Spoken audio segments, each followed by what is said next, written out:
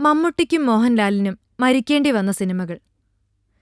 ഇങ്ങ് കേരളത്തിലെ ആരാധകർക്ക് കഥയുൾക്കൊള്ളാനുള്ള ബുദ്ധിയുള്ളതുകൊണ്ടാവാം നായകന്റെ മരണത്തിൽ വേദനയുണ്ടെങ്കിലും അവർ തിയേറ്ററുകൾക്ക് കേടുപാടുണ്ടാക്കാതെ മടങ്ങാൻ സാധിക്കുന്നത്.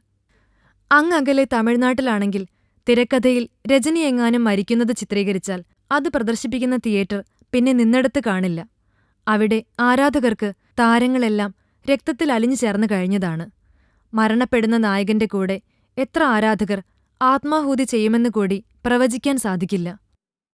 ഇവിടുത്തെ താരരാജാക്കന്മാർ കഥയുടെ ശക്തിയിൽ കൊല്ലപ്പെട്ട ചിത്രങ്ങളാണ് ഇവയെല്ലാം. മോഹൻലാൽ കിരീടത്തിന്റെ രണ്ടാം ഭാഗമായ ചെങ്കോലിൽ കീരിക്കാടൻ ജോസിന്റെ മകന്റെ കുത്തേറ്റു മരിക്കുമ്പോൾ ഉയരങ്ങളിൽ പോലീസിന്റെ മുന്നിൽ തോൽക്കാൻ മനസ്സില്ലാതെ കൊല്ലിയിലേക്ക് ചാടി മരിക്കുന്നു.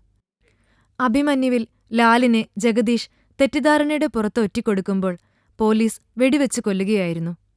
താളവട്ടത്തിൽ ലാലിന്റെ ദയനീയ അവസ്ഥയിൽ മനംതൊന്ത് നെടുമുടി കഴുത്തു ഞെരിച്ചു കൊല്ലുമ്പോൾ, രാജാവിന്റെ മകനിൽ പോലീസിന്റെ വെടിയേറ്റു മരിച്ചപ്പോൾ ലാൽ ഇരട്ട റോളുകളിൽ പ്രത്യക്ഷപ്പെട്ട പത്താം ഉദയത്തിലും മായാമയൂരത്തിലും ഒരു ലാൽ വേഷത്തിന് ബിൽഡിങ്ങിന്റെ മുകളിൽ നിന്ന് വീണ് മരിക്കേണ്ടി വന്നു.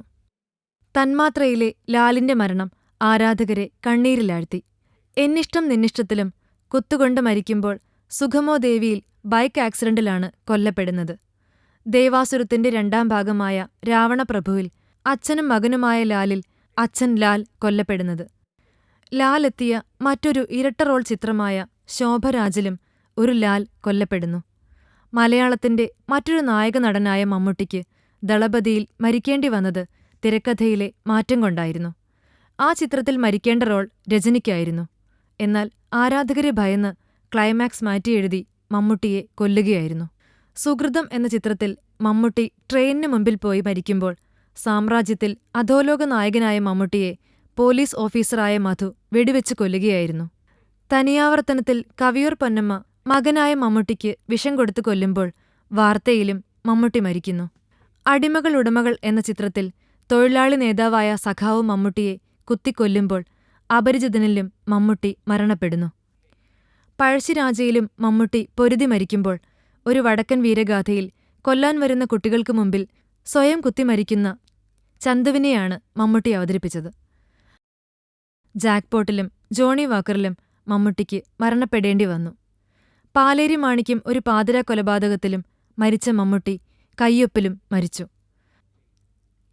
ചിലത് താങ്ങാൻ കഴിയാതെ പ്രേക്ഷകർ കണ്ണുനീർ തുള്ളികൾ പൊഴിക്കുമ്പോൾ ചില ദുർബല ഹൃദയമുള്ളവർ നായക നടന്മാരുടെ മരണത്തിൽ പൊട്ടിക്കരയും. ശക്തരായ സംവിധായകരും തിരക്കഥാകൃത്തുക്കളും ചേർന്നൊരുക്കുന്ന കഥയുടെ കാമ്പിലെ മരണം ഒഴിച്ചുകൂടാൻ കഴിയാത്തതാണ്. ചില കൊലപാതകങ്ങൾ സിനിമയുടെ രണ്ടാം ഭാഗത്തിനോ മൂന്നാം ഭാഗത്തിനോ ത്രെഡില്ലാതിരിക്കാൻ കരുതിക്കൂട്ടിയാണ് ചെയ്യുന്നത്. എന്തുതന്നെയായാലും അയൽ ജില്ലയിലെ നായകന്മാരെപ്പോലെ ചാകേണ്ടി വന്നാൽ തിയേറ്റർ കത്തുന്ന അവസ്ഥ ഇവിടെയില്ലാത്തതിനാൽ ഏതു കഥയും സ്വീകരിക്കാം. എങ്ങനെയുള്ള കഥാപാത്രമായി വേണമെങ്കിലും അഭിനയിക്കാം. Film court. കൂടുതൽ സിനിമാ വിശേഷങ്ങൾക്കായി ഈ ചാനൽ സബ്സ്ക്രൈബ് ചെയ്യൂ. Film coat.